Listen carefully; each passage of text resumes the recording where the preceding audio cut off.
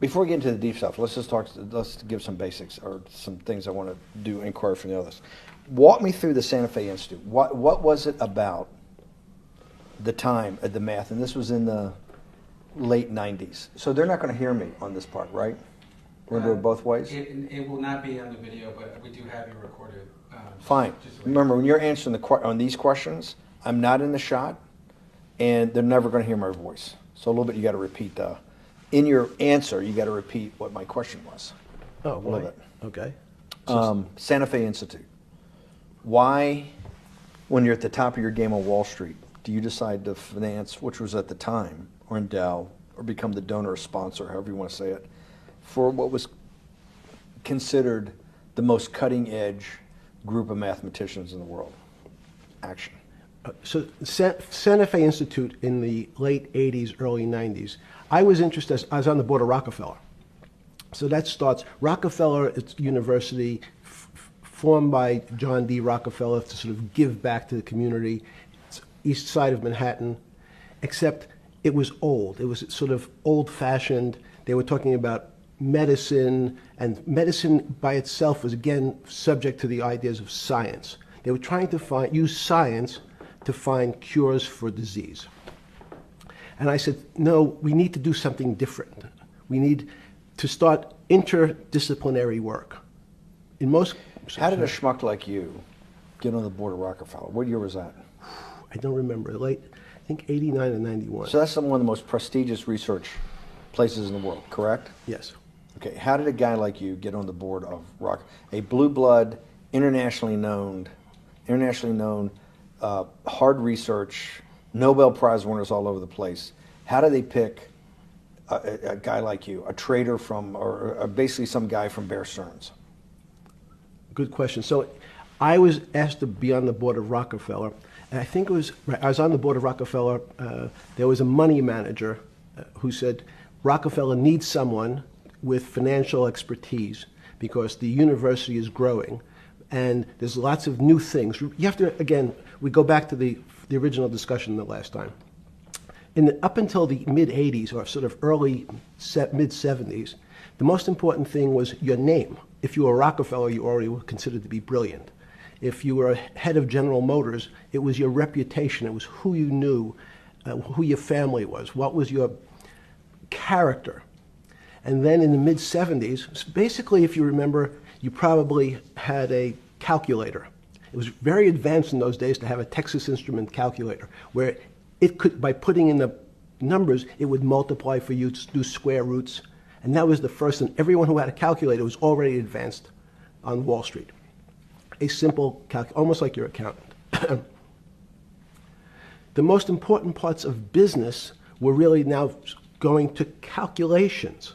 So it's not only mathematics, but it's things that could be calculated. Reputation couldn't be calculated. I could give you, are you a 10 on a reputation scale, an 8? What does it mean to have a measurement of your reputation? We'll get to that later. But places like Rockefeller needed someone to say, look, we're entering a different world where numbers and the numbers of companies, portfolio management was going to be balanced. It was going to be statistical. Jeffrey, could you come on the board? Potentially sit on the finance committee, Nancy Kissinger and a bunch of other people. And David Rockefeller and I got along very well. He was an unbelievable human being. Respectful to everyone. He introduced his driver as his colleague, not his driver. He would never say, this is my driver. He said, it's my colleague. And David started to explain to me world politics.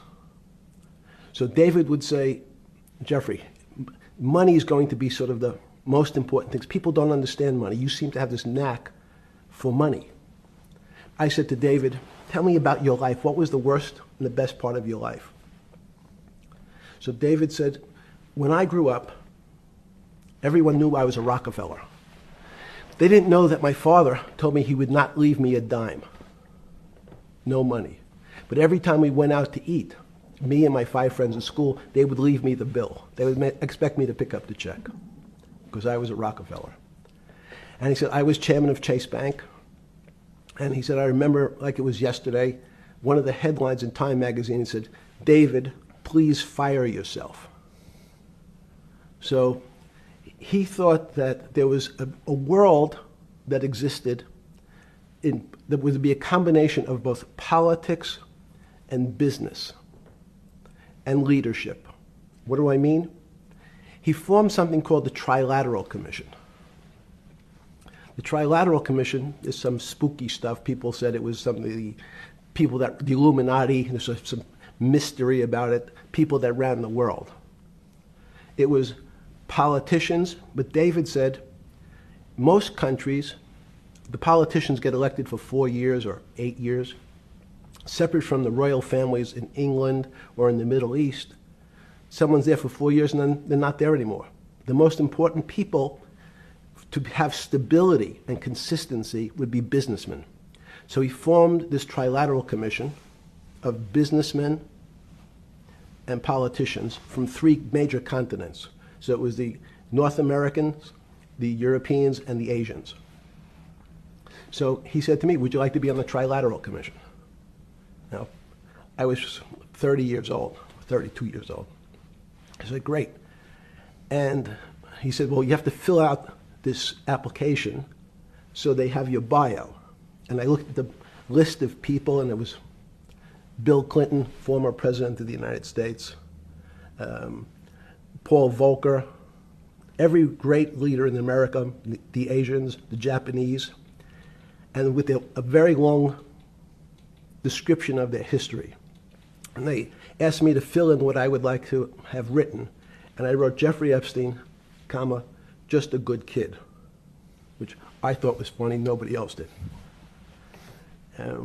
So to answer your question, at that time I recognized around the world that monies and currencies were not really well understood. But again, it was only numbers. So numbers, and I'll get to the fact that it was bad thinking. Numbers are very good. Are most people that you meet, even on the Trilateral Commission, when you meet most people, do you find most leaders financially illiterate, economically illiterate? Most political leaders don't come out of a background of finance. Most political leaders come out of a background of being popular. So in some of the countries, in some of the African countries, for example, they might have been a military person. They were a general. In some of the African countries, they might have been a disc jockey. Or in our country, they would have been an actor. The knowledge of money they don't have an expertise, they have no degrees in finance. They really, and this is one of the major problems, their expertise, if they have any financial knowledge, is of their own checking account or bank account and filling in their own taxes.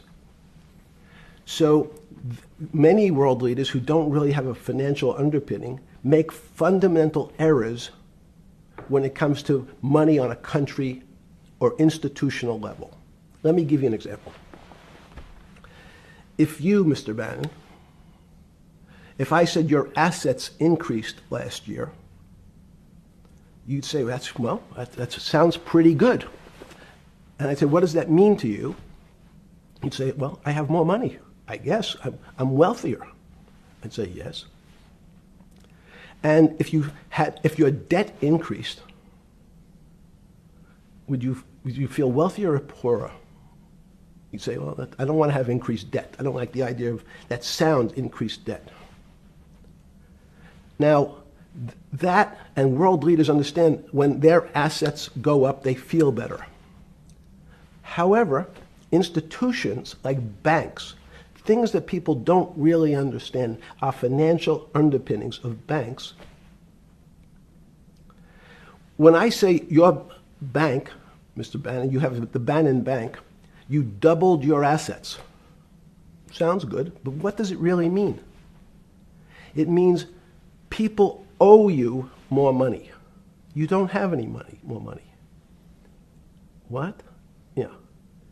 A bank's assets are how much it is owed by other people. That's crazy.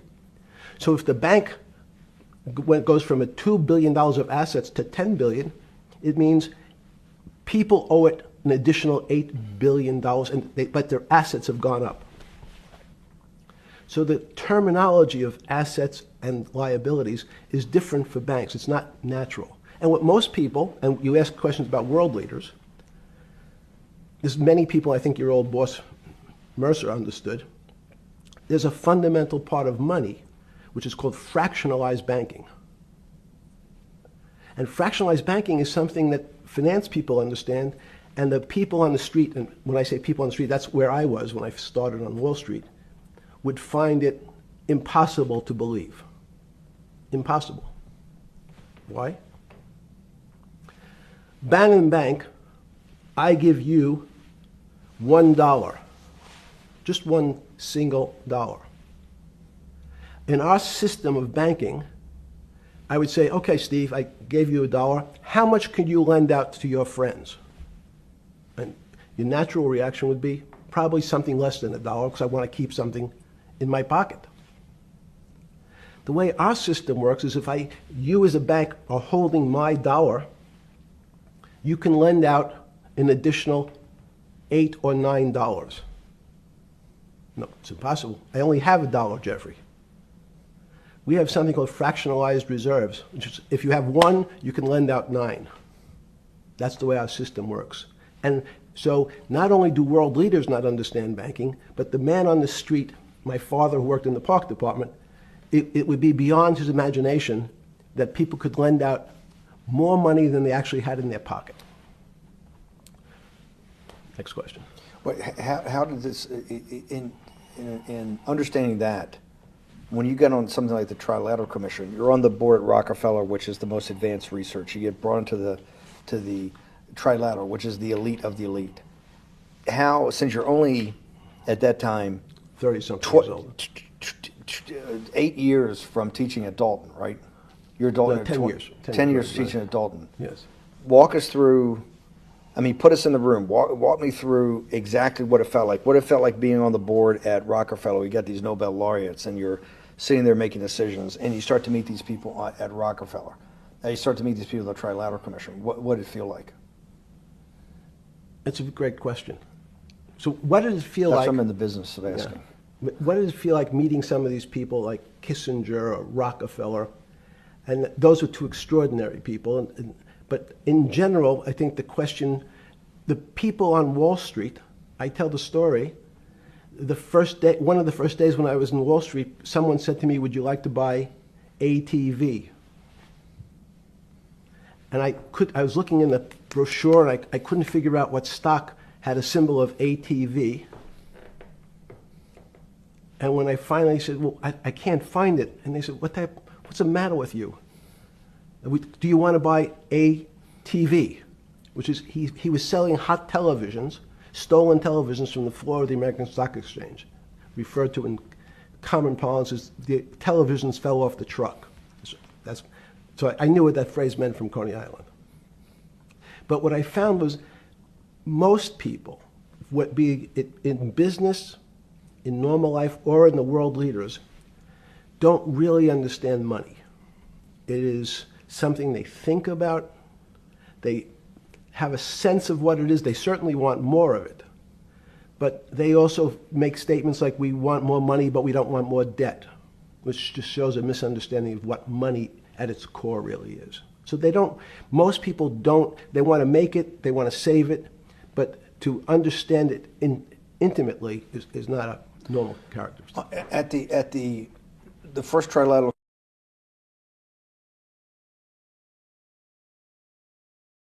or something?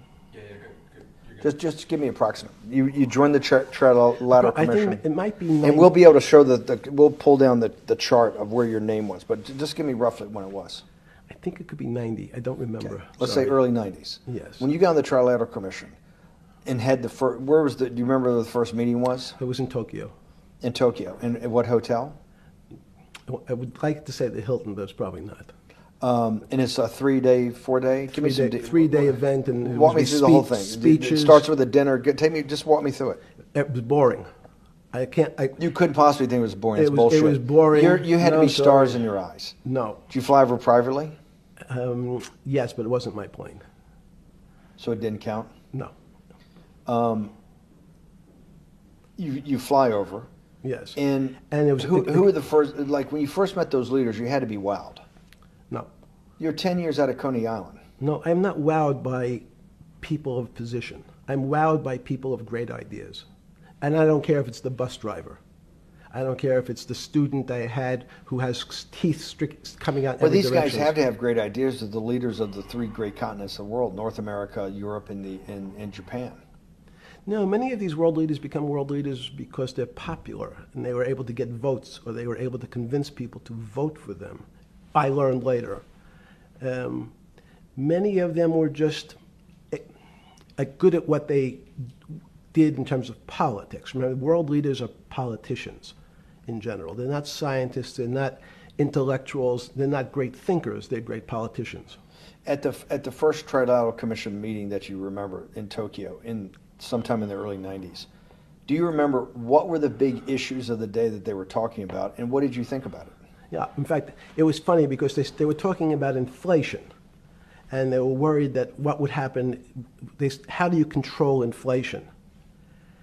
And as a mathematician, I didn't understand the concept. I don't understand the concept today. How's that possible? Well, when you talk about most things to do with money, money is meant to be local. It's US dollars, then I understand what it means. If inflation, it means my dollar today inflates, and it doesn't buy as much as it did a couple of years ago. The prices go up.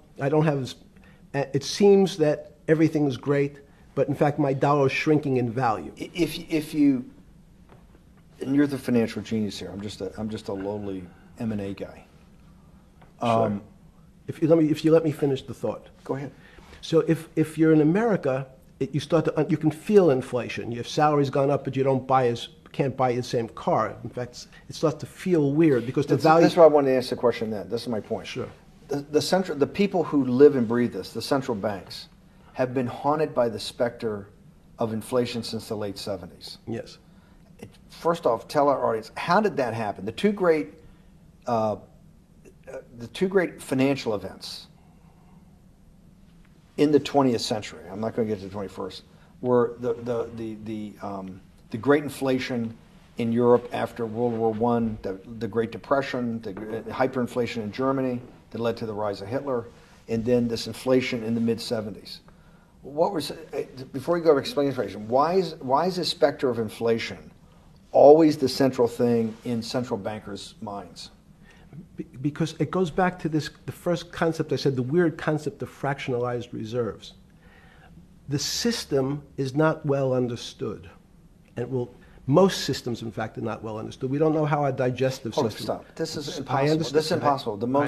The world banking system, the world currency system, the world monetary system Yes. has to be so well understood by the Greenspans of the world and the Bernankes of the world and you, right? The currency traders, the guys making billion-dollar bets every day. The legendary guy on Wall Street in the late 90s, Salomon Brothers. Lou Ranieri? No, the guy that wrote the money. Michael Lewis? Marius Poker? Yeah, Marius Poker. Who's that about? That great trader. Lou Ranieri. No, it wasn't Lou, the guy that ran the desk. Yeah. That eventually ran the hedge fund that went long-term capital. Yes, I don't remember. Who's the guy? I want to say, I don't remember. Yeah. I'm sorry. Lou Ranieri is big, but Yes. those guys have to understand the system perfectly. No, they don't understand the system. They understand the local part of the system. So, for example, why is not only inflation, most bankers are terrified if the public understood that the bank really doesn't have their money at any one time. It's one of the things during the Depression, there were runs on the bank. The reason the banks don't keep much money in the actual bank is they assume that not everyone's going to want their money on the same day. So it's not really the fear of inflation. The fear is a run on the bank. Everybody wants to take out something that doesn't really exist. Inflation is tied to interest rates. It's a more complicated example. But when your money doesn't buy the same amount of product this year than it did last year, if it buys less and less, like it happened, you used the term hyperinflation. There's certain countries that are not managed well, like in Africa at the current, A $100 billion bill, $100 billion bill in Zimbabwe is worth 1 American cent. That's the perfect example of hyperinflation. It goes up, it doubles every day. So people are afraid that their value in the system starts to break down. But so if I said to you, does your doctor understand your body system? You'd say, well, I hope so, because I want him to keep me healthy. But you could have a kidney infection, you could have a heart attack, you could have a broken knee. There's lots of pieces of this system.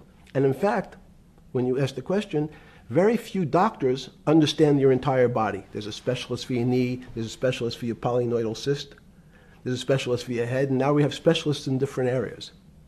So and I'm going to get to your first question about Santa Fe Institute. The world economy and your body are both comprised of little systems interacting with each other and making one big system. This is what's stunning for all the little guys out there, the populist movement, the little guys that haven't had a pay raise in 30 years. They think that these elites, have everything. The guys in the room making the decisions, the party of Davos guys. You're sitting there, you don't think many people today really understand the complexity and really all the moving pieces and how they interconnect to the world's financial system. No, not only don't they understand the complexity, and that goes back to Santa Fe Institute was an attempt of trying to see if there was a way to mathematize, formularize, or algorithmically understand what the term complexity means. That goes back to the original question. Complex systems are complex by definition. But there's not necessarily, it's not one level of complexity. We might say, well, our fingers are complex, the movements, the muscles of our hands, but it's not as complex as the blood system. Now I have a circulatory system. I have systems on top of systems, so that there's no one group or person that really understands the way the body works. There's no one group that understands the way the financial systems work. You might understand U.S. bond market. Now, you've asked about the trade of long-term capital. That was a bond fund, very small part of this very complex system. So the goal of the Santa Fe Institute was to see, is there a way to get in, somehow understand how complex systems interact? Fast forward, Steve, to today, where Google and these other engine companies, the other tech companies, are trying to build artificial intelligence. The strangest thing that they've found, one of the strangest things, is that the systems that they design, this artificial intelligence, which a lot of people have heard about, is they design a bunch of systems. They're called neural nets. The term simply taken out of brain work, neurons in the brain. Nets because they actually look like a net. They put in some inputs. The computers work, spit out an answer. Sounds normal to you. It's because you're thinking about that calculator you had in 1976 on your desk. When you ask the person who designed the system, how did it come to that answer? How did your neural net, can you show me the calculations? They say, no, we don't know. We don't know how the thing we designed actually came up with that answer. That's pretty strange. They take the same neural net now and they put it in front of a video game. No learning, nothing. They said to the computer, they say, sit in front of your video game and learn how to play.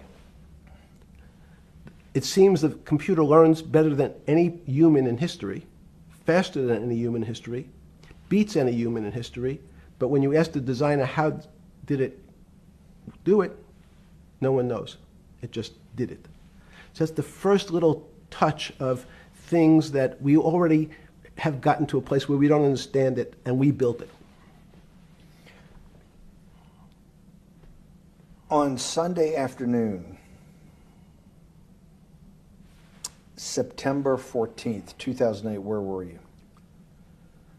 Sorry? It was the night they put Lehman Brothers in bankruptcy in London. I was in jail. Seriously. Yes. So the financial crisis of 2008 happened when you were in jail? Yes. Oh, this is going to be so amazing. This is going to be so amazing. I take it you didn't have your Wall Street Journal dropped off to you in the morning, your Financial Times. No. How did you hear about because I want I forgot about this, but yes. I'm trying to get, this is going to be amazing. This is, let's go back and do that again. Sunday afternoon, because I want to find out about people, the geniuses understanding the complexity of the financial system. Because I think the best example we have is the financial crisis, the crash of 2008. Sunday afternoon, September 14th, I think it was, 2008, is when they were working feverishly in Midtown Manhattan at the Lehman Brothers offices and at various law firms around town, and with the Secretary of Treasury and the Federal Reserve, what they're going to do with Lehman. They decided they weren't going to save it.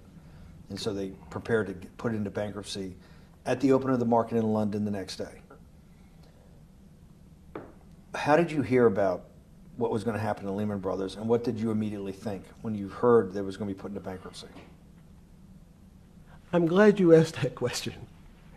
I was in solitary confinement September 14th. And again, some of the public stories about the wonderful time I had in jail and my work release, which didn't come till months after. I'd been there since June in an 8x10 cell with a bed in the back, a 6-foot bed in the back, a chrome sink with a toilet attached to it, and a little piece of metal sticking out that was supposed to act as a table. Now, since I was in jail, there were no books. Why? There's no library. No library, but you're in jail. No, I was in jail, not prison. So in jail, I was in a place what's called the Special Housing Unit, which is for the roughest, toughest, meanest people. They had put me there, they said, for my own protection. So I was in a 8x10 cell with a little slit in the door where they would serve my food on a tray about 9 inches by 4 inches. And then as soon as I finished eating, they would take the tray and close it down. And one of the guards said, do you understand there's Wall Street's crashing. I'm worried about my pension fund. What should I do? And I said, sorry, Wall Street's crashing? What's happened? And he said, there's some crisis and some companies are going bankrupt. I said, are you sure? And he said, yeah, it's all over the papers. We're all terrified we're going to lose our life savings because we have either a 401k or our pension funds. We don't know anything about money. Mr. Epstein, can you tell us, like, what's going on? Am I going to be able to afford my children's education? Am I going to be bankrupt like this company called Lehman Brothers? And there's another company in the front page today called Bear Stearns. Oh, no, I said. Why? Because that's the company I was a partner in. And in fact, that was a company I had a very large investment in. So, as a great story, I didn't have my Wall Street Journal, but in the early mornings, you're allowed to make 2 phone calls, collect. And when you pick up the phone, you can dial a number, and when the person picks up, they say, you're getting a call from the Palm Beach County Jail. Will you accept reverse charges? And the person either says yes, and the call goes through, or the person says no. The person I had called was Jimmy Kane, the president of Bear Stearns. And I said, tell me what's going on. And so that my knowledge of the financial crisis happened with Jimmy, who was at the center of the storm, telling me about what Lehman had gone under, and they were trying to figure out a way, should they bail out Bear Stearns? Did it strike you at the time of the mess you had made of your life to be in a situation that you're one of the greatest financial minds in the world, looked at by world leaders and asked your thinking by the most prominent and important people in the world, and here you are in solitary confinement. You got to make a collect call to somebody. Did it strike you at the time how all the threads of your life had come together and put you in a position, or you had put yourself in that position? No. So it never struck you when you had to make one of your 50% of your collect calls that day, you call the president or the head of the CEO of Bear Stearns. The biggest financial event in your life is taking place, of which one, every important person in the world would be seeking your opinion. Number two would be a once-in-a-lifetime opportunity to apply your craft. Number three, it would be a once-in-a-lifetime opportunity to make money if you were smart, and obviously you're smart. You're telling me here, truthfully, that it never hit you at all of how you'd ended up in a place where you had to make a collect phone call from a jail cell that was 6x9 with a steel bed and your food being passed in through a slot. The question you want to ask is, who was the other call to? Okay. Who was the other call to? The other call was to my friend at J.P. Morgan, who was then, I didn't know it at the time, trying to buy Bear Stearns. So at one point, I had two phones. It was difficult because they're afraid people are going to hang themselves with the phone cord. So they don't actually come together and they're pretty short. So I was actually going between two phones talking to Bear Stearns and J.P. Morgan at the same time. So I found it amusing. And it never struck you about how to end up in a situation like this? No, that would be probably means I would be too self-aware. You can't possibly expect me to believe this. I know. I don't believe it. You're telling me that during that day, you never had a moment. You sat there and go, what the fuck have I done with my life that I'm in a 6x9 jail cell when I should be on a trading desk, or I should be in my $250 million greatest townhouse in New York City, taking calls from the king of Saudi Arabia, the president of China, the head of Russia, the president of the United States, to save the world's population from a financial debacle. You honestly expect me to believe that that never happened? You're suggesting I was sort of somewhat depressed, and how could this happen to me? I'm not saying depressed. I'm saying a moment of awareness of how could I get myself into this situation. No, I would just say how strange that this happens. Just, it's strange. I'm wearing a jumpsuit and flip-flops. What color was the jumpsuit? Brown.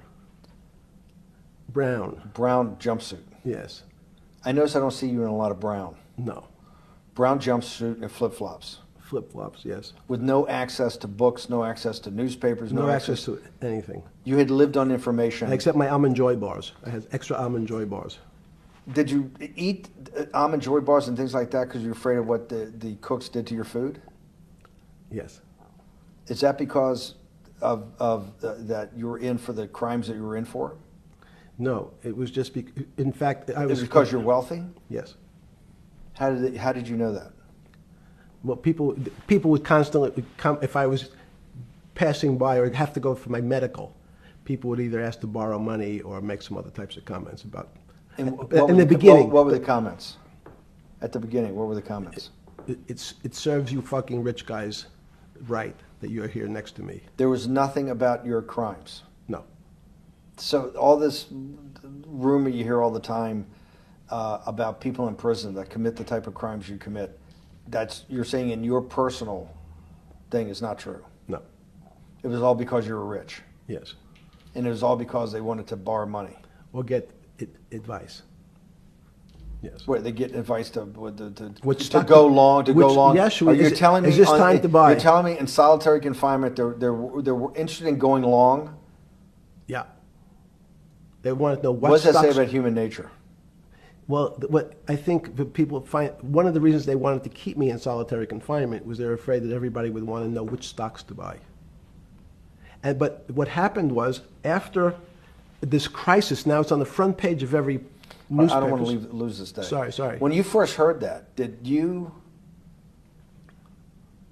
was it Bear Stearns had been kicked into bankruptcy, 6 months before? No, this is the same time. This is part of the same deal. I thought no. Bear Stearns, they saved Bear Stearns and didn't save Lehman Brothers. That's right, it. they let 6 months Lehman- before they had bailed out Bear Stearns, but Bear Stearns was still a zombie, A shell of its former a self. former self. But they had quote unquote saved it. They admit. Why did they make the decision in your mind? Why did Hank Paulson and Bernanke what's this concept of moral hazard? Explain to the audience what moral hazard is, and why did they save Bear Stearns 6 months before, and why did the smartest guys in the room decide not to save Lehman Brothers? It's a good question. The real issue is I'd have to go back when you have these systems to the way your doctor responds to any type of emergency in your body. If they might decide to save your kidneys and let your gallbladder go because the gallbladder is less important to your overall system. If at that time, even it's not that long ago, the boogeyman was when said, well, what really happened? Jeffrey, what really happened? What is this financial crisis? And, some of the progressives and the right wing blame it on the banks. It was the banks' fault. And it's the fault of this very esoteric, unknown concept of derivatives. It was really the derivatives that caused this financial crisis because the derivatives got somehow out of control and in the Mickey Mouse. And that was the way you started your road to a billionaire went right through derivatives. Yes. But derivatives were not the cause. Derivatives were not the cause at all. It's like saying your hair was the cause of your heart attack because it was on top of your head. So what was the down. cause? There isn't, let me say, there's no one specific cause. These are system collapses. So many times when they have to make your death certificate, when you say, well, what did he die from? They'll say heart failure. But if you say, what was the cause of his heart failure? Well, he had low blood pressure, his sugar was high, he was diabetic, he had all these other problems. But they say, no, we need a word on your death certificate. Did he die from brain damage? Did he die from heart failure? That's the financial crisis. Many people said, well, what caused it? They wrote, like on its death certificate, derivatives. But derivatives are not a fundamental cause of anything. Was it Sunday or Monday? I take it was Monday morning when you made your two collect calls and you were talking to Bear Stearns on one hand and Morgan Stanley on the other. J.P. Morgan. J.P. Morgan. That was Monday morning. Did you, Jeffrey, being one of the financial geniuses in the world, did you understand what Lehman Brothers going into bankruptcy, the domino effect, that by Thursday the financial system would be under such extremis that if it didn't have $1 trillion cash infusion in the United States, it might collapse? Did you know that at the time? Did you view that at the time? Yes. You did? Yeah. Why? Again, I don't want to bore you or the audience with the idea of it's a medical procedure, but you had system failures. So you'd recognize that if I said to you, did you realize when your father was on the ground and he was clutching his chest and he couldn't breathe, it was a bad situation, he could die. That's how I saw it. Did you immediately think about the commercial paper market? I mean, the mechanical triggers that actually you had to blow through these circuit boards. Did you know the circuits? Did you understand the circuits? Or did you have a concept of the circuits that were going to get blown through? Yes, but only because of an analogy to a body. And in fact, from my telephones against the wall with my little metal wires, because the next day I talked to another person in Washington about the issues of what I thought was happening, and I made the same discussion about the... They were at the Treasury Department? Yes. So in a 6x9 cell in... The phones were outside the cell. In Palm Beach County, California? West Palm Beach, Florida. West Palm Beach, Florida. This was your juice diet. West Palm Beach, Florida. West Palm Beach, Florida. West Palm Beach, Florida. You're making a call to Washington, D.C. to talk to some deputy secretary of Treasury. Someone in Treasury. Right. Someone in Treasury. Right. And that does not, the night before you go to bed, it doesn't dawn on you at all. You never have a moment of self-reflection that, how did I end up on this metal cot when I should be at the center of things? No, I had a telephone. So I've said, I can talk to, it makes no difference where I am. In fact, I'm still talking to the same person if I was at my home in Palm Beach. But I'm the here in difference is you're jail. home in Palm Beach. I can dial my That's a own phone. That's bullshit. No, but you can also make 1,000 phone calls. Here you got to make one, and he's got to take. Think the how much judgments. better that was. I had to decide who was the right person to call. That was unusual for me because I would have called 20 people And before. what was the advice you gave him? I said, you have a sick patient, and it's very much like a sick patient in the emergency room. You can't think about it like your car. People in normal walks of life think about money and things as a machine. And unfortunately, so if your car breaks, cars are always easy to fix. My jets, my cars, if it breaks, I know it can be fixed because it simply follows the same pattern. If this part breaks, you replace the part and the thing works again. People and the financial system are not machines. They can't be fixed the same way. You can't simply take out put some more juice into the commercial paper market, and that's like replacing the carburetor on the car. It's much more, I have a patient who can't breathe, has a stomach problem, can't see, looks bleeding at the same time. What do I do first? I have to think about it as a system. Where's the most logical place? What's the most dangerous place? If your heart stopped, we have to start your heart again. In the equivalent to the money market, why do I have to start your heart again? I need to get your blood flowing. If your blood stops, you're dead. If liquidity, which is the equivalent of blood in the financial system, dries up. Once liquidity is basically cash, putting cash into the Forget system. about what it is. Okay. Liquidity is liquidity. It allows the system, it's the blood of the system. You need to pump blood hard into the body of the economy to keep it flowing. And if you're, especially when you're worried about someone dying, you're not going to be worried about the niceties of, well, you got the shirt dirty and there was some damage. Pump in that blood, keep that heart When you pumping talked to the person in Treasury on Tuesday, the 16th, did you get a feeling as you were sitting in your 6x9 jail cell in West Palm Beach, Florida, that they were on top of things? No, you can't. It's impossible to be on top of things. There's no such thing. It's, again, the doctor watching the patient die. You hopefully have some confidence that he's seen it before. He recognizes that there are some steps he has to take first before he bandages the guy's finger or worries about what shoes he has on. So you hope that the people in charge, your doctors who are working on the emergency patient, have enough experience and, frankly, judgment to try to keep the patient alive. Did you think that they had those things, patience and judgment? They had pretty good judgment, and you needed a lot of luck, just like in the dead patient. You need to, hopefully you put that blood in and it's not too late.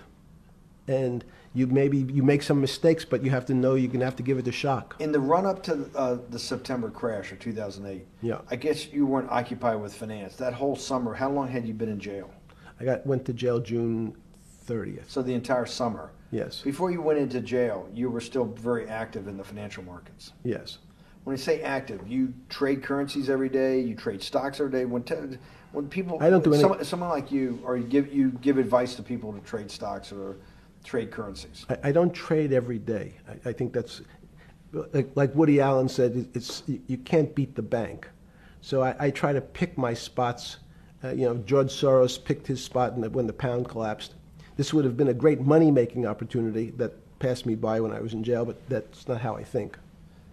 In the run-up to that, in the spring of 2008, that's when Bear Stearns got in problems, I think, in the spring of 2008, and they decided to bail it out.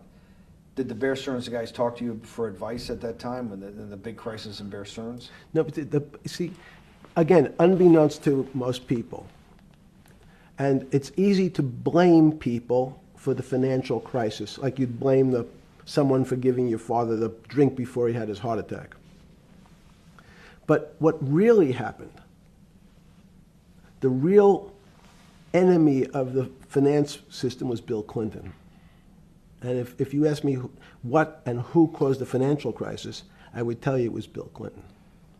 Because of what Bob Rubin and he did to deregulate the financial system? No. Because as of the last time we had our 60-minute interview, you talked to me about home ownership. and you asked me whether everyone should own a home. And I told you, no, it's too risky. So the financial collapse of 2008 is because of hardworking African Americans, Hispanics, and whites who wanted to have a ownership stake in the society that all rests on their shoulders. They're the culprits. No, not at all. Okay, then I didn't say they were the culprits. I was pretty clear it was Bill Clinton. Okay. Why was it Bill Clinton? Because Bill Clinton wanted to get votes from those people. And he sold them the idea that instead of renting in a house, and historically the values of houses have gone up, and he said, you guys in these local communities who haven't been able to afford a house before, I'm going to show you a way. I'm going to give you a way because I'm sure I'll get your vote that you can own a house because I want your vote. So what we're going to do is I'm going to let you buy a house, Mr. Bannon, when you really, you're right on the border, maybe, or not even on the border. Your credit is not good. Okay, let's be honest. And it's not my fault, it's not Bill Clinton's fault, but whatever happens, at the moment your credit score or whatever it is, your credit's not good. Now, normally, you come to me and want to borrow money, I'm a bank, and I say, I'm sorry, Mr. Bannon, I can't lend you money because your credit score is not up to where it needs to be. Hopefully, if you work harder and clean up some of your problems, it will be. But no, what I say to you is, I'm going to figure out a way to lend you, not give you. I'm going to lend you money anyway, though you don't have a good credit score. And don't worry, I'm going to get rid of the term that you don't have bad credit. Bad credit sounds pejorative. You don't want to be a person. Sounds judgmental. Yes, sounds judgmental. So what we're going to do is we're going to call your credit situation subprime. Oh, nobody knows what that means. Subprime. That means prime is good credit. Subprime is not good credit, less than good credit. So we'll call it something that people really won't follow, and we'll tell you what. We're going to have people lend you money, though you are a subprime borrower, and I will figure out some government agencies to guarantee your loan, though I don't think you're a good risk. So the banks say, no, no, no, we don't want, initially, the bank said, sorry, this is too risky, Mr. President, for us. We're in the business of managing risk. It's not our money. It's the hard-working people's money sitting in our bank. We can't lend to people whose credit is not prime. You're asking us to lend to people who are subprime. And he says, here's the key, if you don't, Mr. Bannon, I'm going to make sure the Justice Department charges you with discriminatory lending because you refuse to lend to my subprimers. In business terms, you should never lend to. But what we'll do is I'm going to form an agency called Fannie Mae and Ginnie Mae, just another agency names. They'll guarantee your loan. So don't worry. Don't worry. You don't have to pay it back anymore. Even though and maybe you don't even have to work as hard anymore. That's probably a harsh statement, but these players, these two big firms, Fannie Mae, will guarantee the fact that that bank will receive its money. Now, the bank says, wow, best deal in history. I refused to lend to Mr. Bannon, but now he has the big brother, his Uncle Sam. He went to his Uncle Sam, and Uncle Sam says, I'm guaranteeing it. The bank says, I want everybody. Give me as many people as you can give me, because Uncle Sam is the best credit in the world. Not only it's the United States government. We'll take it all. We'll take as much subprime as we can handle. because it's the best investment for the moment. It's a strange investment because it has politics that has inserted its way into the numbers. Politics doesn't belong in the markets, but now we're going to have, I want the votes, we'll make guarantees that you who can't get a house normally will be able to get a house from the bank. The bank says, this is the best deal in history. We will package 100, 300, 1,000 of you subprimers, and we'll sell it off to somebody else. And the whole system becomes mired in subprime mortgages. That's becomes the What do issue. you mean mired? There's just too much supply. It's a supply-demand problem. You get too much supply. No, it's a very good question. What does too much supply mean? Well, then you get to people, go back to your first question to me, government leaders. Government leaders know if they're good, and they can do mathematics, they can balance their checkbooks. So certain people in Congress said, well, how do you value these subprime mortgages? The banks say, we've been valuing them the same way we've always valued them for the past 20 years. The accounting firms, there's something in this country called GAAP accounting, which is a standard type of accounting.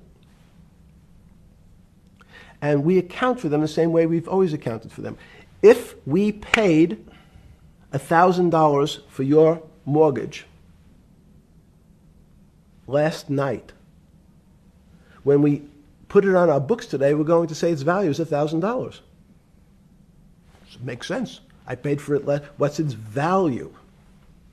It's $1,000. That's what I paid for it last night. No. The Congress people said, that's not really a good answer, you know. That doesn't give us confidence that you know what you're doing.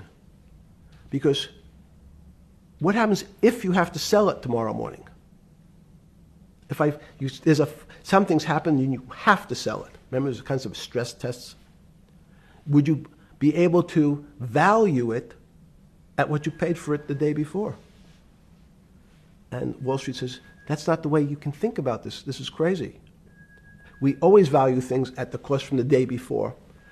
And they changed the accounting method, in essence, to say not what it was worth yesterday, but if I have to sell, what would it be worth?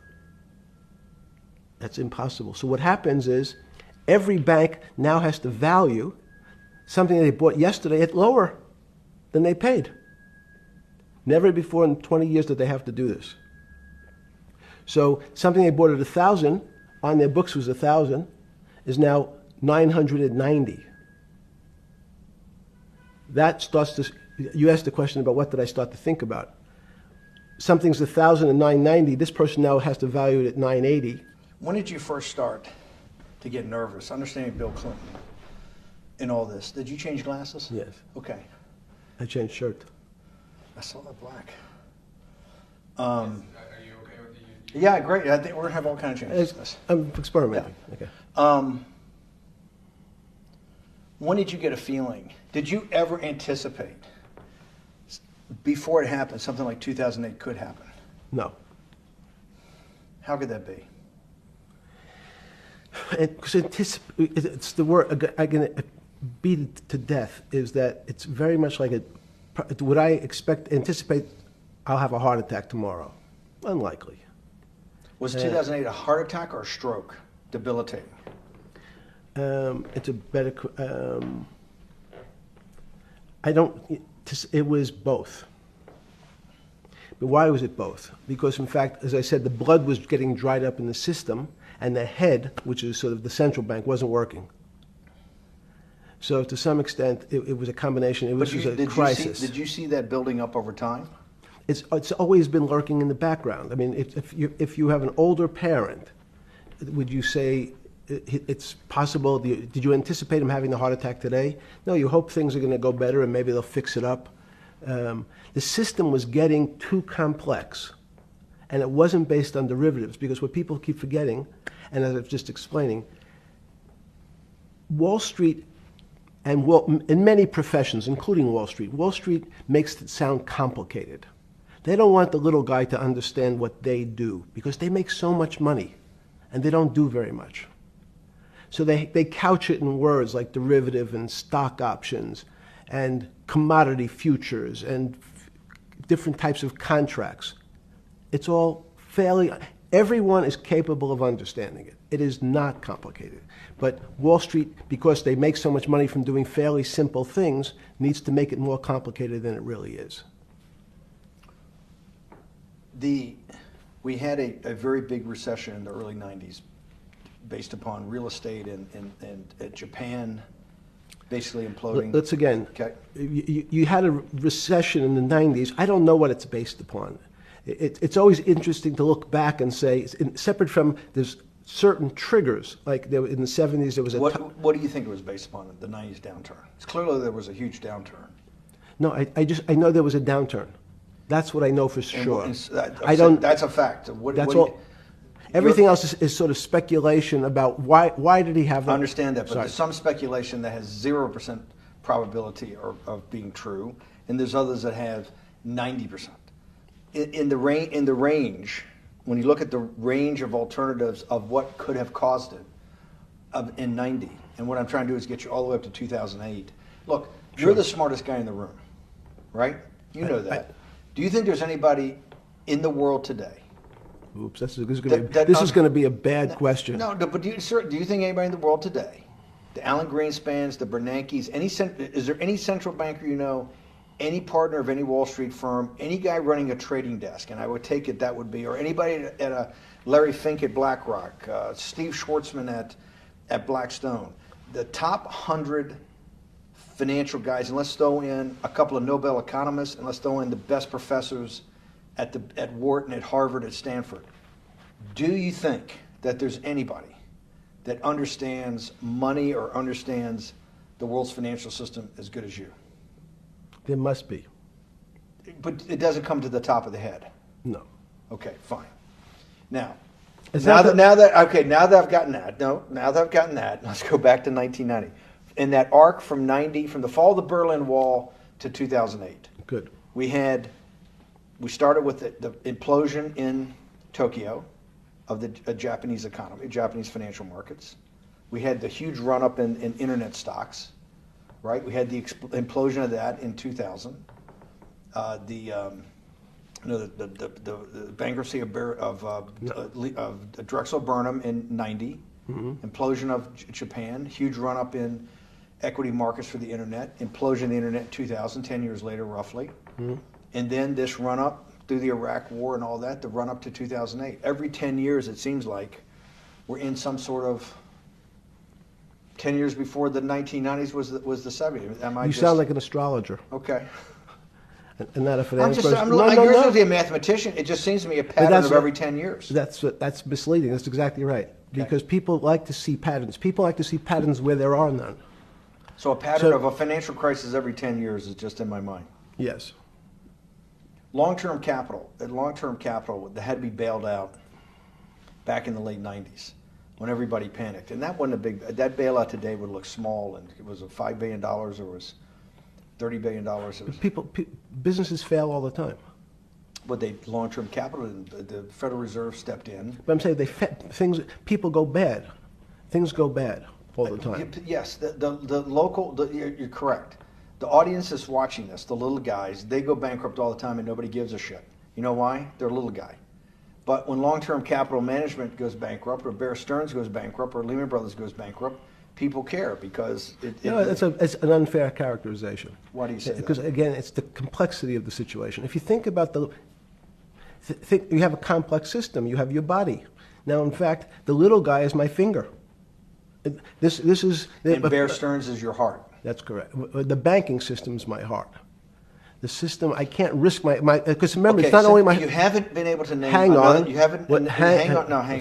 I was trying to hang. I wanted to see if the hang on worked. No. You haven't been able. You're not good enough yet. You're like junior wizard trying to do it. You haven't. Yes. I'll say, since we can't name another guy that's as good as you. Now, there may be a couple out there. You're not bragging. You're humble. It had to be sometime. Please tell me there was some time before you went to jail and basically got cut off from daily information in the summer of 2008, that you started to get very nervous that this complex system, that something was deeply wrong? Okay, first, let's go back. When I say no one understands the system better than I do, it doesn't mean I You always understand. sound like a doctor. You're afraid he's going to get sued for giving a thing. Yes, you're not, no. gonna, you're No, not no, taking no. on any liability. There's no contingent liability here for Yeah, your no, answers. no. But the word understand is the problem. Okay. I don't understand the system.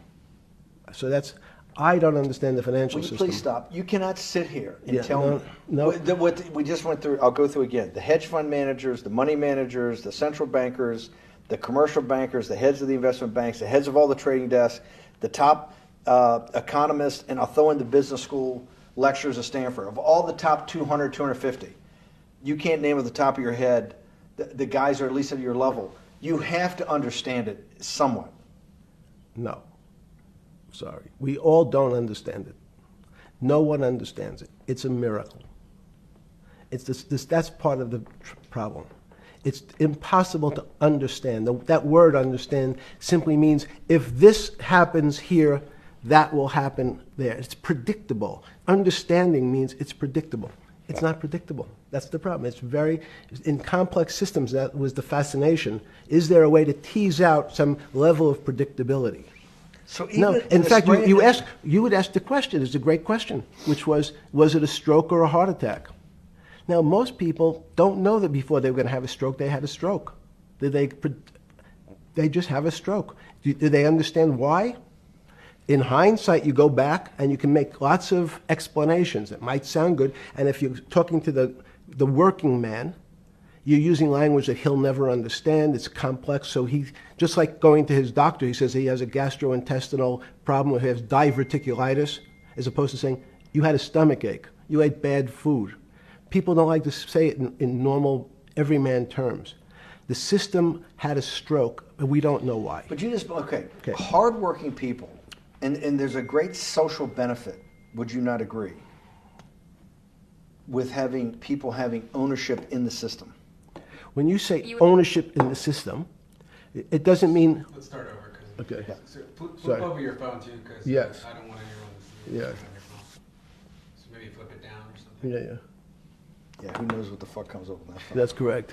We don't want to send you. KSA. I can't not believe I've got the magic moment when you're in fucking prison or jail, wherever the fuck it is, It's in crazy. solitary. Now, there's a funny part to that we missed, which is So said... go ahead, tell it. The funny part is what you asked me... Is there anything funnier than that? No, For black humor, I don't make any black comments. Sorry. You asked me what I was wearing. That's right. You're too wrapped up in the Me Too movement. Yes. So I was wearing a brown jumper and a brown pair of pants given to me by the jail with the word trustee on the back. Because you had qualified to be a trustee? Well, the funny part was it was spelled Trusty. So I wasn't really sure. I'd been a trustee in many different operations, but it was the first time it was actually printed on my back and spelled incorrectly. Probably had a higher level of being a trustee at that than you had at all the boards that you were trustees, right? Yes, because as the trustee meant you get two devices to clean your toilet as opposed to one. Yeah, but it also meant that you had some sort of personal fiduciary own responsibility for oneself, right? In the jail? You mean? Well, that's what being a trustee is. That's where they give you two. Yes, you get two cleaners. I was a trustee in the jail because I was able to teach some of the kids to help them get their GED. So that's how they gave me a trustee job. There's no time. I got to go back to this because I'm like a dog with a bone in this thing. Yes. You can't. There's something deeply fucked up with you. At least something. Well, we know there are things deeply fucked up with this. You will get through in this film, Right. but you cannot possibly sit there, knowing that you came from nowhere, knowing that you went to the very top of what is considered outside of science and maybe physics, the thing people most admire because it's like alchemy, understanding high finance. To sit there in what will be the defining financial crisis of our time, like Black Friday and or Black Yes. Monday, whatever it was, in the Great Depression, and be there at that exact moment, triggered in part by a firm that you used to be a partner in and knew intimately well, and it created much of your initial net worth because of, and know that you couldn't, someone who lives on a phone, right? Yes. Because you do live on a phone, right? Correct. You had to make just 2 collect calls. You cannot tell me sometime during that day you did not have that conversation with yourself of how the fuck did I do this to myself to put myself in West Palm Beach in a 6x9 cell with a metal fucking bed with a brown shirt that said trustee spelled wrong. So did I find it amazing that I was there? That's a Not better- amazing, and I don't want to say it's not Nope. funny. Oh, I thought I wasn't funny. Right. But Not I- amazing. no, it was incredible. Incredible in what way? This- Incredible like how do I do this to myself? No. It's as incredible as me sitting here in this house. They are both just 2 sides of the coin. That's how I think about it. That my life today is incredible. Do you consider yourself a stoic? No. I consider myself a hermit. Stoics are not very happy. Being a hermit then, being in that 6x9 cell, being in the cell qua the cell was not the problem, right? Correct. What was the problem? Eating the almond joy bars. Because you couldn't eat the food. No, right. And but remember, my life is. Did that ever strike you that I can't eat the food because somebody might have done something to it? I gotta live off an almond joy bar, 1 a day or 2 a day or whatever. How many ever sneak in a day? No sneaking in. Your 1 almond joy bar, it did not hit you at some time? How the fuck did I do this? No.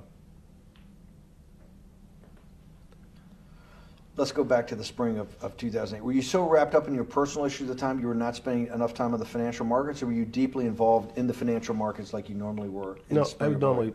I was involved. So we're saying that the smartest guy in the room didn't see it coming.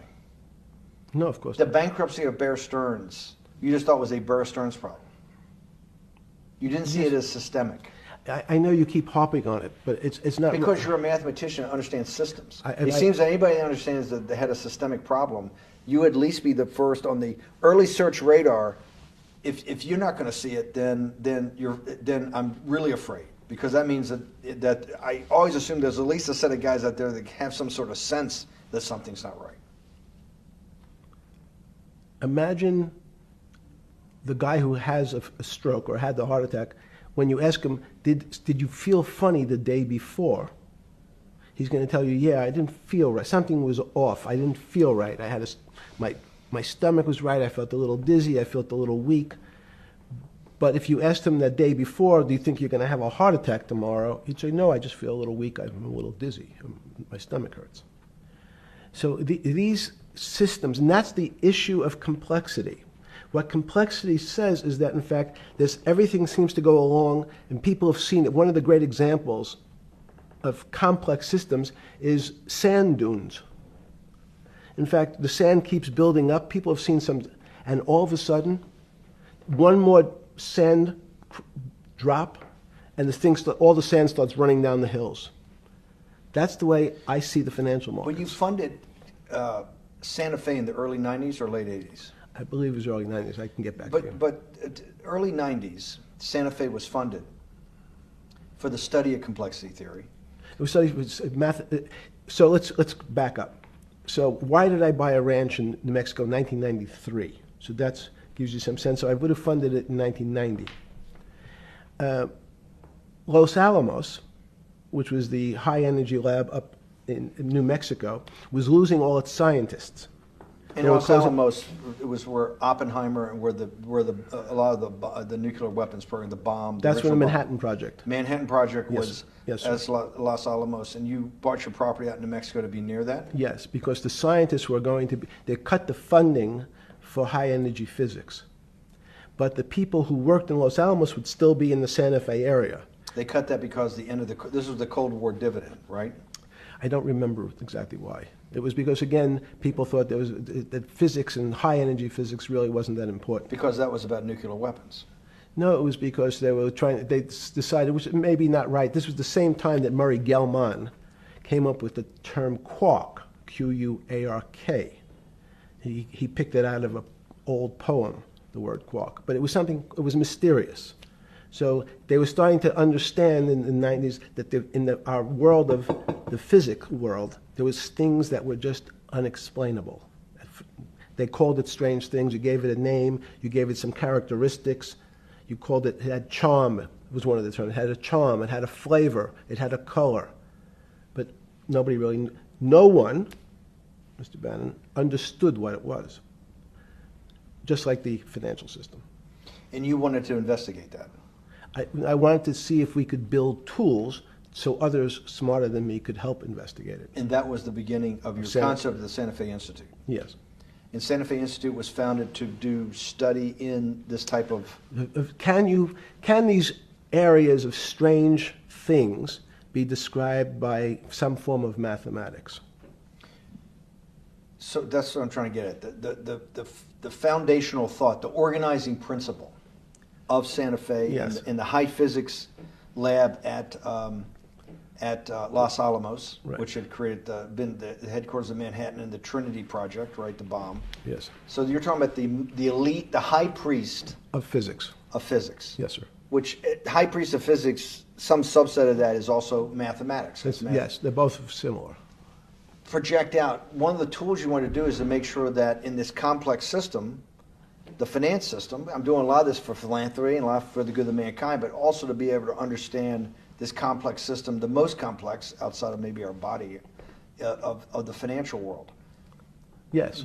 Did they create tools, or were you smarter in then the mid-aughts, 15 years later, than you had been then because of work that was done at Santa Fe? No, it was great. But in fact, most of the money, most of my philanthropy in the area of can you describe things that appear to be unexplainable by mathematics, and can you fund people who have new ideas?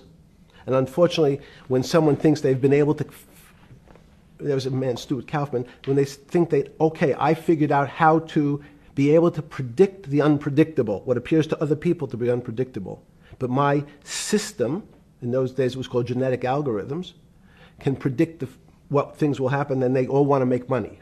So they use their systems to try to figure out, they know they have figured out the way to make money because they figured out the unexplainable. They try, they go bankrupt, and we start again. So with a cold view, what I've come to realize is that the attempt to mathematize, formularize, or what in your prior work, to understand what really is, in today's world, still unexplainable, is impossible. They're miracles.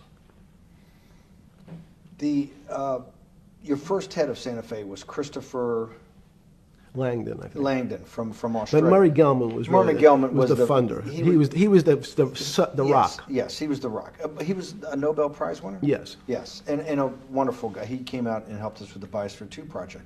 He came with Chris Langdon. Yeah. Chris Langdon was the operator, the day-to-day guy. Chris was doing artificial life. Right. Murray tried to lead his own artificial life. Yes. When Chris came to Biosphere 2 for the first big conference we had in 1994, he was one of the most impressive guys there among all the world's elite. Kew Gardens, the Lawrence Livermore Lab, the labs at Sandia, all the major universities, Lamont Doherty, all the big Earth observatories, Woods Hole.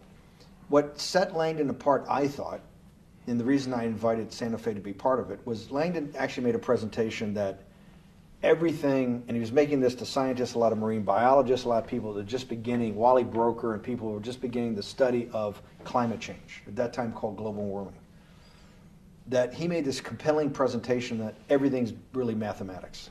Yes. It's all just back to math. And you have to, all these experiments you do, you're not, one of the reasons they're not considered by the high priest in physics as being real experiments is that they don't have a mathematical basis to it, and everything has a mathematical basis to it. Langdon seemed like a radical visionary. What happened to that concept? You go back 350 years. So you have Isaac Newton, you have Leibniz. Move forward, you have people like Heisenberg and Gödel, and what every one of those mathematicians and philosophers came to understand is that there's numbers can describe certain things, approximate certain things. But in fact, trying to put measurements and numbers on other things that are really unexplainable is folly. 300 years ago, they said that unexplainable realm was God. And people who attempted, in fact, to explain the unexplainable, who said, yes, I understand the unexplainable, were charlatans, they were the occults, they were the astrologers, they were the con men. Alchemist. Yes. Well, no, alchemist was, in fact, they believed that there was a way to transmute one metal into another. In fact, they always wanted to see if they can create gold. There's no reason, if you think about it, they recognize that one metal is different than another metal because it has some additional pieces to it. It has additional neutrons or protons or electrons. So because they thought it was a machine, they believed it was a machine, if I can take 5 protons and add 5, that gives me 10, I should be able to get gold. Move everything around inside these systems, the molecules transmute one molecule into another, and if this molecule I've transmuted it into is gold, I'm a rich man. It's back to money. But there's something strange happens. Isaac Newton says, this is really weird. If I want to push a ball on the table, I have to touch it. Maybe I have to blow on it. But I actually have to push one side of the ball or the book to move that side. I'm pushing here, and obviously this thing is what appears to us humans to be solid, so it moves as one thing. But the only way to get something to move was to touch it or put a force against it. Okay, seems to make sense. Everybody has that experience. I want to lift a glass, I lift it. If I want to push a ball, I push it. If I want to pull a ball, I pull it. But he recognized when the ball fell off the table, it went in a different direction. How's that possible? Nobody pushed the ball down. And he said, this is crazy. Why did the ball go down? I didn't push it. I just let it go. So someone's pushing the ball, because I know that I am confident that the only thing that gets something to move is with a force that pushes. So there's a force that's pushing the ball down. In fact, he called it gravity. He measured how fast it was pulled, but never was able to explain why it happened. How is it? What is gravity? It's this. Everybody says, well, why did the ball fall to the ground? Because gravity took it. But what's gravity? That's, as Feynman would say, that's the name of the thing. We have no idea what it is. This goes to Santa Fe. They were trying to explain the unexplainable. Can we measure? Can we figure out a way to predict the stock markets using these types of chaos complexity? Before we get there, let's walk back through it. Let's go back to Newton. Sure. Pre-Newton and then Newton. What did Newton solve that for millennia up to Newton had not been solved? And then I want to go forward all the way to Santa Fe, what they were trying to solve. Let's start with just 2 or 3 of the basic guys, but let's go with Newton. What pre-Newton, it was what? And then why is Newton such a genius? In such a in the, I think mathematically they told me one time, I've seen there's been 115 billion people roughly that have lived on the earth. And of that 115 billion, Newton. Are you sure that's a number? That sounds a lot very high. We only have 7 now. I think in the history of the earth, I think I'll pull up the stat for you, but I think it's 115 billion people. They figure that probably is inflation. That's why you have lived on Earth. But he's one of the handful of the most important. What did he solve for? Why is he so important for how we live today? And then we want to go through Leibniz and the other 2 or 3 other major ones to get us to Santa Fe. Well, it's a long journey. This is the heart of what we're trying to do. Let me take a bit of a detour just Okay. a second. What if you went to high school and the last year in your high school, you took calculus? So Isaac Newton sort of invents calculus. Well, that sounds invents. Mathematicians. To torture seniors in high school before they graduate. Yes, but obviously no. Yes, the answer is yes. Certain people could never do calculus. Why is that? Why is calculus so? Why is that the dividing line between, to me, people who can handle that and can go on to do certain things, and people just hit the wall, even if they know math? It seems to me that there's that calculus is the thing that changes. It bridges. That's because it's about the theory of change and the theory of how things change. It's a great question. But in fact, what calculus does is it's somewhat philosophical. That's why mathematics is Newton wasn't a mathematician, he was called a geometer. That's what they used to call themselves. They understood geometry and numbers. But there's an old conundrum where it says, during Pythagoras' days, Zeno's paradox it's called, where they said, well, if the wall is 2 feet away from me, and I take one step that's halfway to the wall, that'll be 1 foot away. And if I take another step that's half again, that'll be half a foot away, and then a quarter of a foot. I could walk forever but never touch the wall. Doesn't sound realistic, doesn't make any sense in our real lives of the physical. But what Newton understood is many problems were like that. Many things approached the wall, or in calculus, approached the limit, but never really reached it. So he said, it's okay, you don't have to reach it. We can do lots of the mathematics as if it was so close, it was almost there. And we could do lots of mathematics almost being at the limit.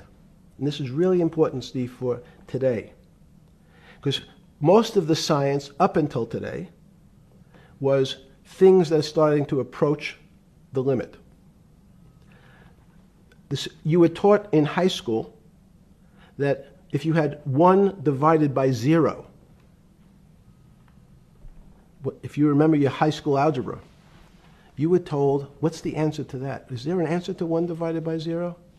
No, if you were in high school, I'd say, stay away from it. It's the boogeyman. You could write it down as it's undefined. It's not able to be determined. There's a bunch of things.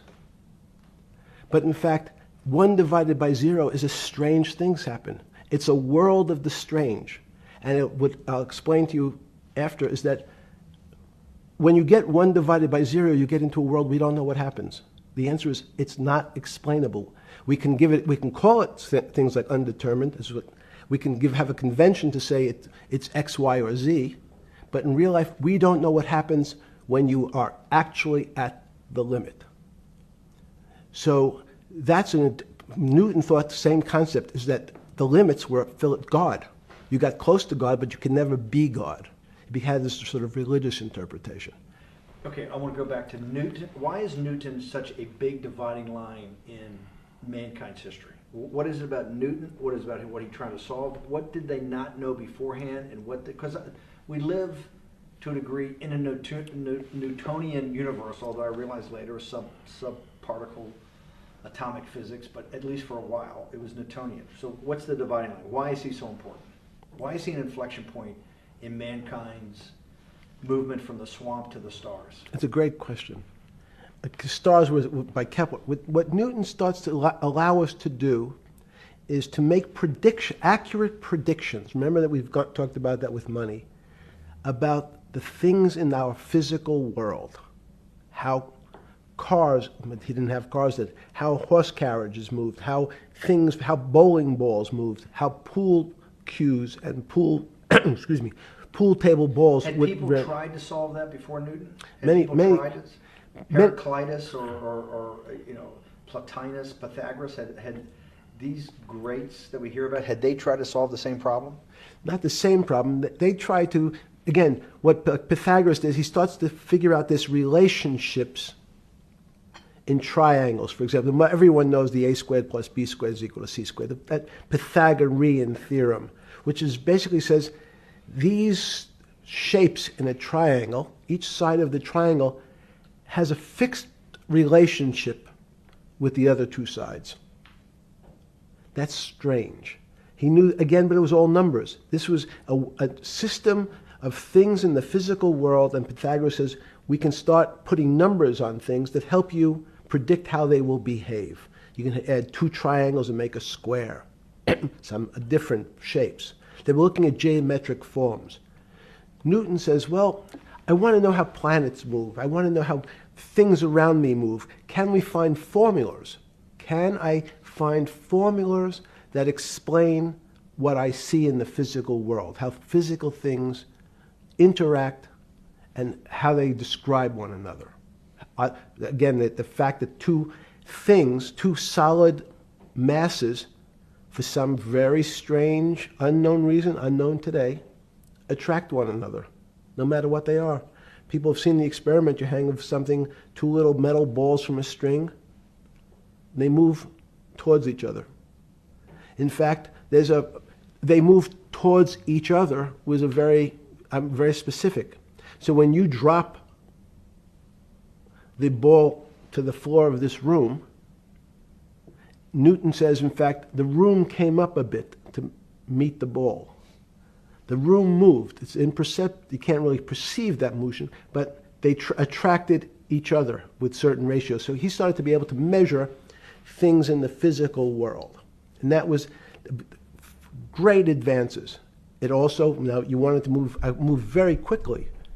Unfortunately, most people, especially in the 20th century, 19th century, said, well, like Newton, let's measure everything.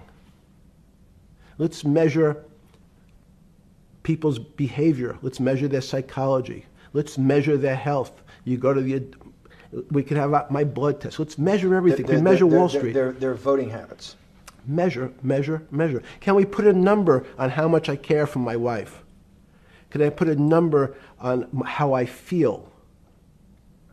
And we tried, unfortunately, we try to mathematize the finer things in life, and then recognize that there's things that unfortunately just fall outside.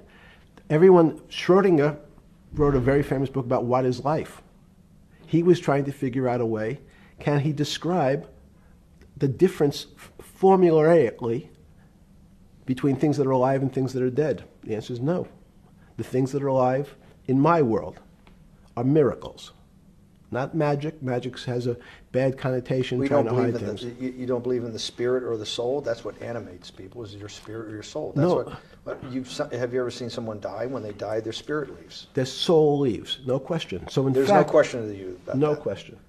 There's no question to you that there is some animating life force within us that leaves when you're dead. Yes, in fact, I refer to the soul. This obviously a certain the questions in the past, even Because during people would normally think you were soulless. So, Thank you. But have you talk about you actually believe in it, and have done some thinking about it is pretty shocking in its own right, isn't it?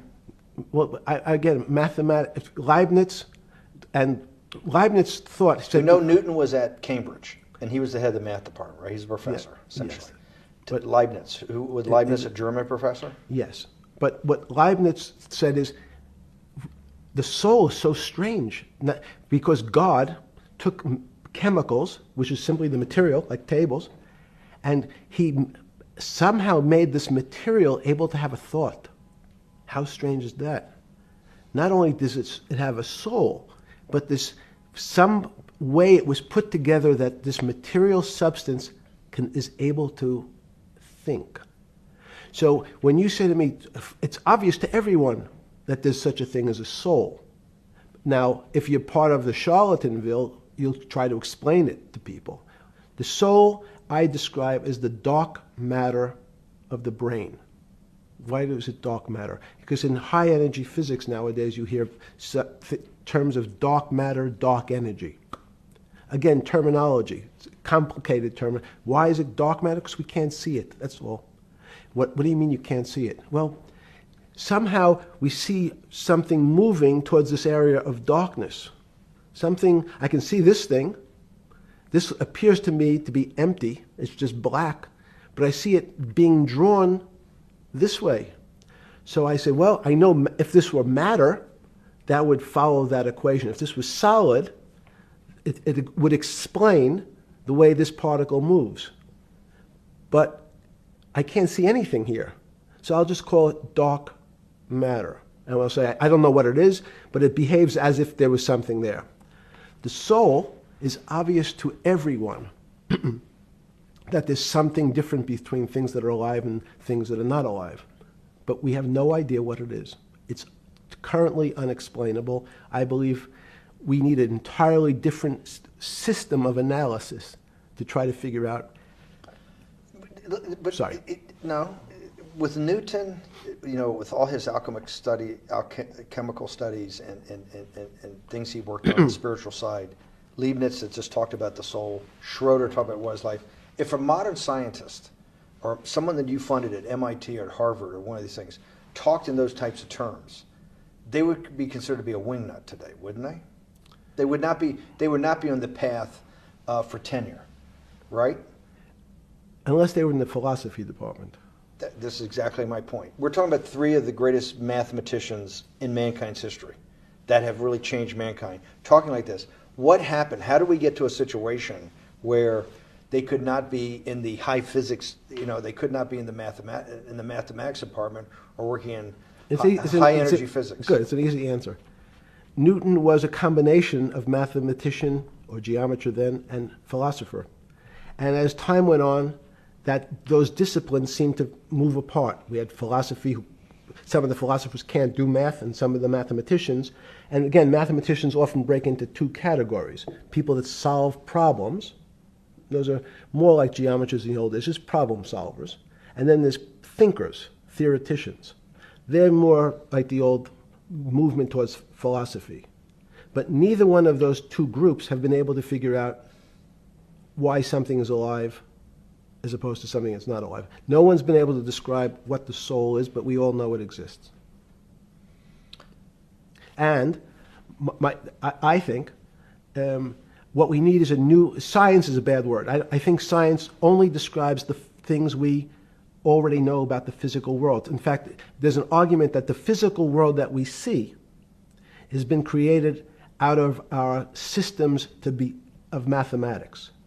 Mathematics, everyone knows mathematics describes the physical world much greater than it should, unless my view, the physical world really comes out of conscious beings that have mathematics. So they create it. This table appears to you and I to be solid. To a bat, because we have light that's bouncing off the table into our eyes, it appears solid.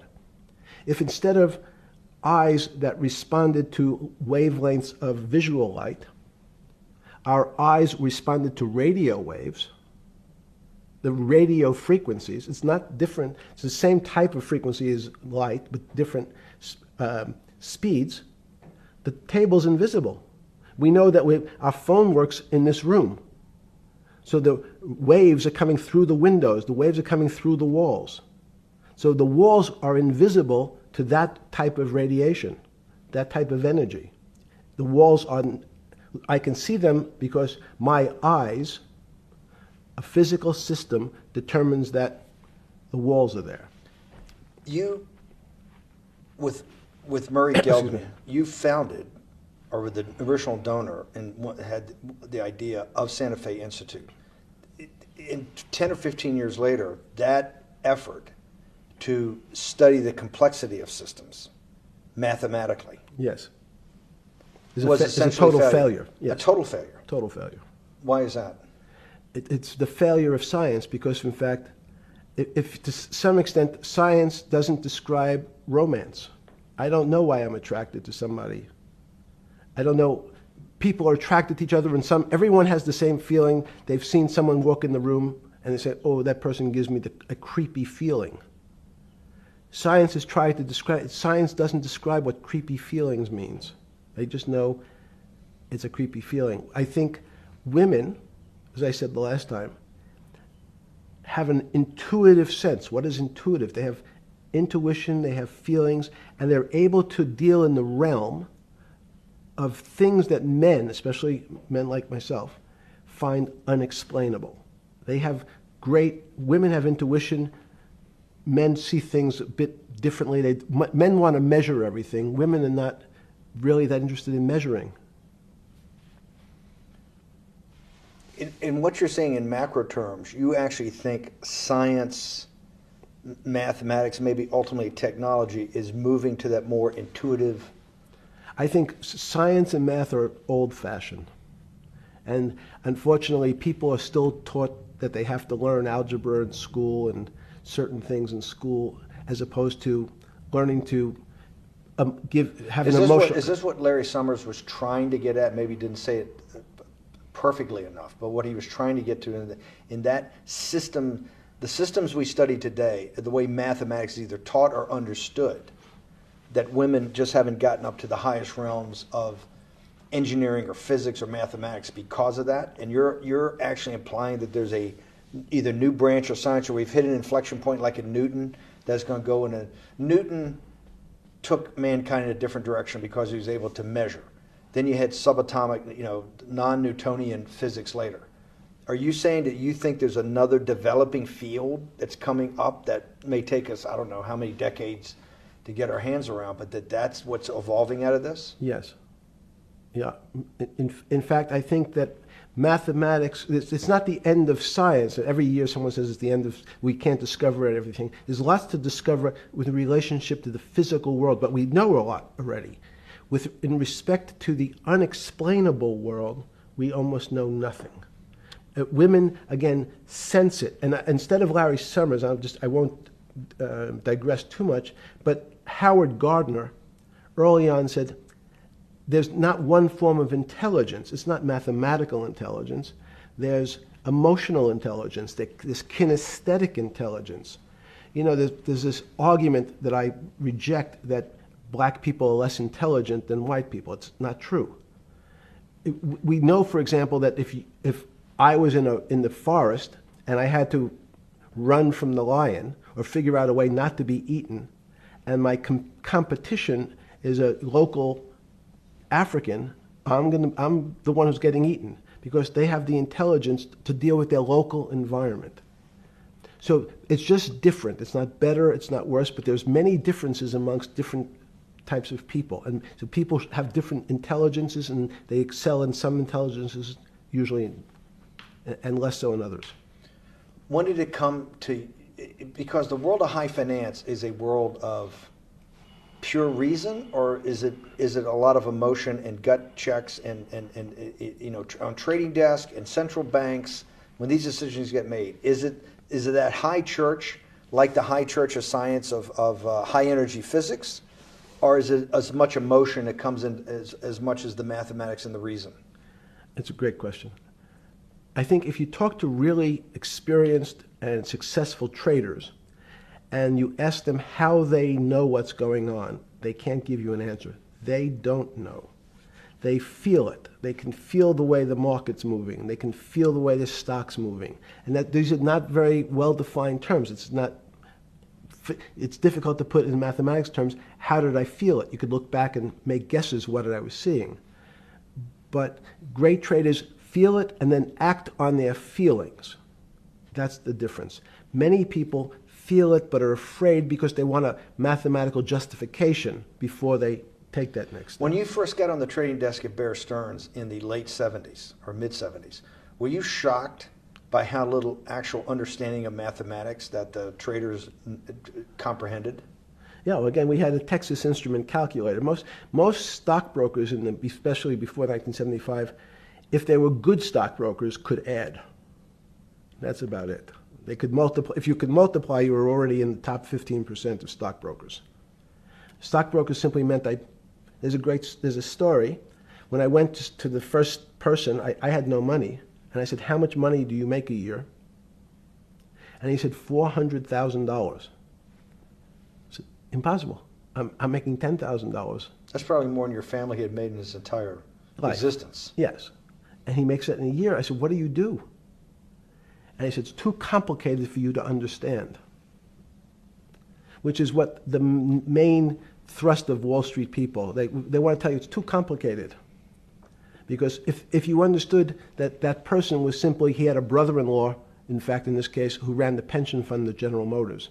His brother-in-law would call him and say, buy 1,000 IBM. He'd hang up the phone, he'd write it out on a ticket and walk it to a window. That was his entire skill set. Hello, write what my brother-in-law says, walk it to a ticket window. Give me an example when you were on the trading desk in the early days of Bear Stearns of a time that you felt either complete uncertainty or you saw total panic, where something was happening that people couldn't foretell and that they were like in an airplane cockpit where it's going wrong. Walk us through that. In 1978, I think it was, across the news wires, there had been a collapse of the currency in Thailand. On the other side of the world, had no relationship to me. I wasn't sure where Thailand was. But the fact that a currency, a country's money, had all of a sudden dropped tremendously in value, affected the rest of the world's markets. And people panicked because they'd never seen that before. A very small part of a very complex system had a shock throughout the whole system. So prices on Park Avenue apartments, the bond markets, the stock markets, every started to gyrate. You know, there's an old mathematics expression that if a butterfly wings in Mexico make the wrong turn, it spins out, and eventually, by the time it gets to Canada, it turns into a tornado. So these are part of complex systems.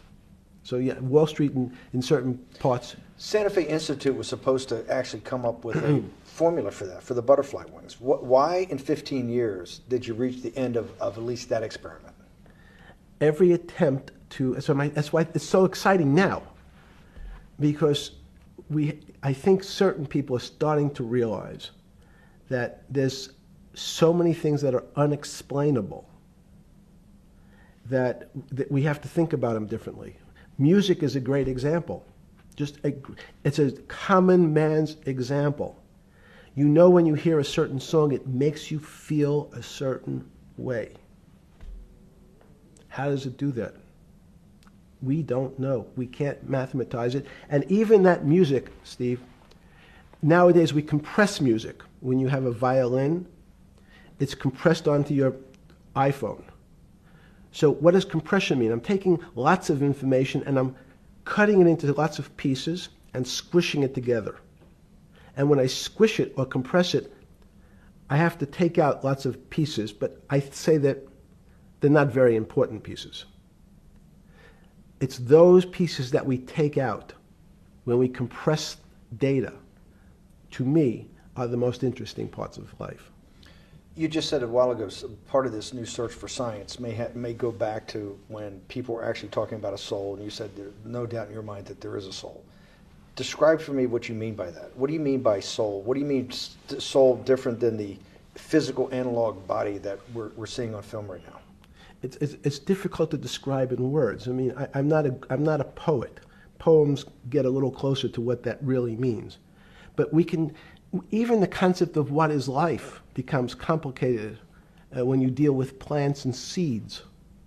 Is a seed alive? I don't know. Certain people would say, no, it's dead. When you're a banana, one of my favorite examples is the banana that's sitting on the countertop in your kitchen today. Is it alive or dead? What do you think about human life? Tell me about human life. But your banana is alive. That banana is breathing. It's on your. You say that's impossible, Jeffrey. No, it's not. Is the banana conscious? All these words. These are words.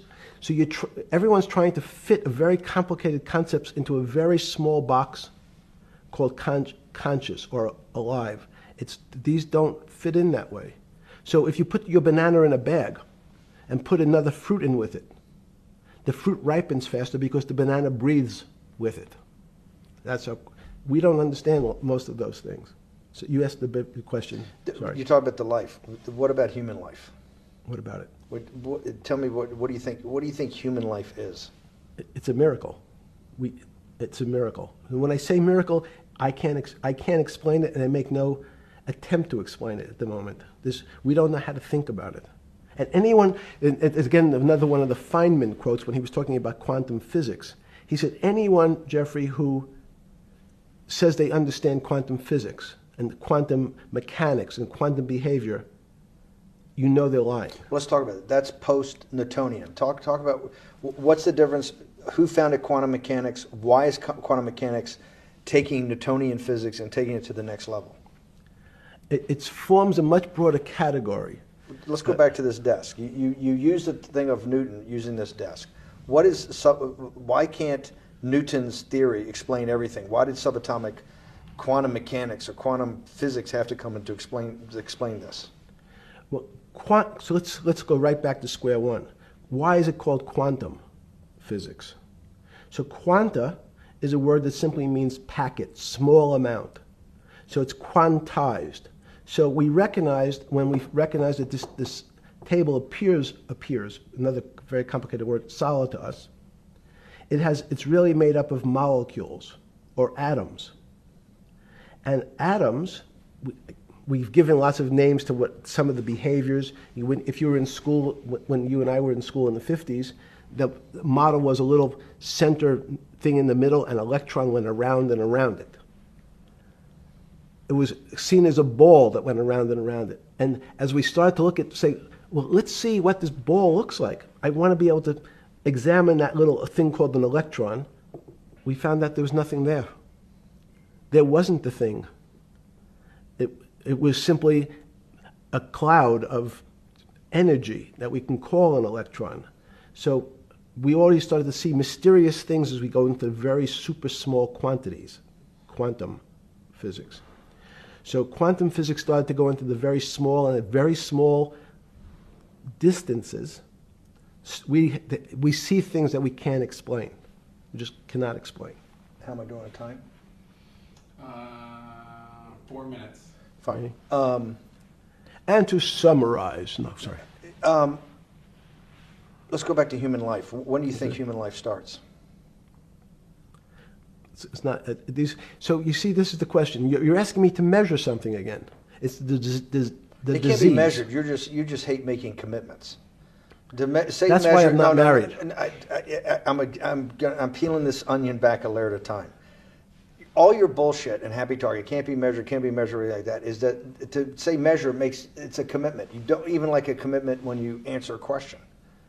I don't. As know. they say in golf, commit to the shot. I don't know what it means to be measured. You do know what it means to be measured. You're one of the leading currency traders, hedge fund guys, or stock market financial wizards. You're in the high priesthood of high finance. You certainly know how to measure. That's why you're a billionaire. Any other answer besides that is total and complete bullshit, and you know it. I know very few things. You know things can be measured. You measure every day. You weigh and measure every day. You weigh and measure people. You weigh and measure leaders. You weigh and measure economies. You weigh and measure politics. It's a very good. You weigh and measure. You weigh. Hang on. Your whole life, in fact, is measuring. So what you've now done is a great thing, is you've used the word measure, a mathematic term, in the common vernacular and abused it. So I don't even recognize what it means. It's so abusive to my field. Why? And let's go to that. In mathematics, measure means what specifically? There's no specific. It's an approximation, or giving something a number. Einstein said, we're not asking you to go to the ninth decimal point. You didn't say that before. No, you're not going to the ninth. I don't even. What if I say measure how tall are you? You'd say in your case 6 foot. 6 feet. But is it 6 foot 1 inch? Give or take, between 5'11" and 6 feet. But what's that? But I want. So the question is, I want an accurate. I got Zeno's paradox. I don't even know what it means to measure you. Am I measuring the top of your hair, the top of your skull, and the finer, the more you're being rabbinical. This is like I shaved my beard off. I used to be rabbinical. No, my point is, isn't that going through the Torah where you're parsing every definition? No, so however we broadly define measure, your life literally is about measurement, is it not? It's about putting numbers on things so that I can try my best. That you can call it whatever you like. If that Well, that what do makes you ca- feel what- better. What do you know? No, Because I I'm wanna trying to make you relate it happy. back to your scientific inquiry. No, even a number. People don't. A number is a complicated When did thing. you come? When did you come to this When did you come to this aha moment? Was when it was in your solitary confinement, when the biggest financial crisis in world history was going on, in your 7x9 jail cell with your metal bed and your two brushes because you were a trustee with the brown uniform on, trustee spelled wrong. Is that the moment of clarity that you had about science and Newtonian physics and everything that we can measure is really not going to be the way we go forward? It's going to be much more esoteric, emotional intelligence thing. Was that your moment of clarity? I wish it was, because it would make such a great story for this interview, but it's not. It's the fact that I lead such a privileged life to come across. But when did you? If it didn't happen then, when did it? Or did it happen before? I was then? going to hopefully Okay. get to the. Okay. I'm in a privileged position to have some of the world's smartest people come to my house and tell me what they think about different subjects, and I finally realized that the thing that they had most in common was there was this area, no matter how smart they were, that when I asked them the questions, they said they'd have to resort to a 500 or 1,000-year-old response to that question, which was, I don't know. You know who else found that out? Socrates. That's what Socrates kept doing, right? Socrates kept asking all the experts. He would go through, question after question after question, and realize at the end they didn't really know. They really didn't basically understand what they were talking about.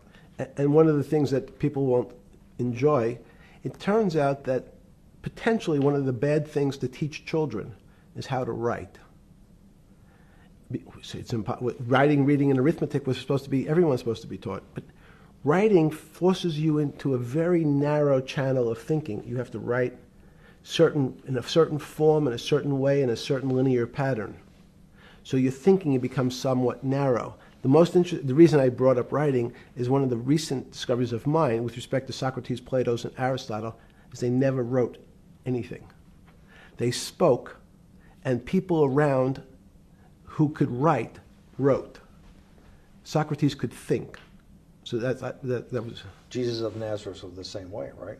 Never wrote anything. I thought he was a carpenter. He was a carpenter. Didn't he need like a little carpenter's tonight? I don't get that. But at least his written record. Right. One last thing. Sure. Thank you for having me to your house.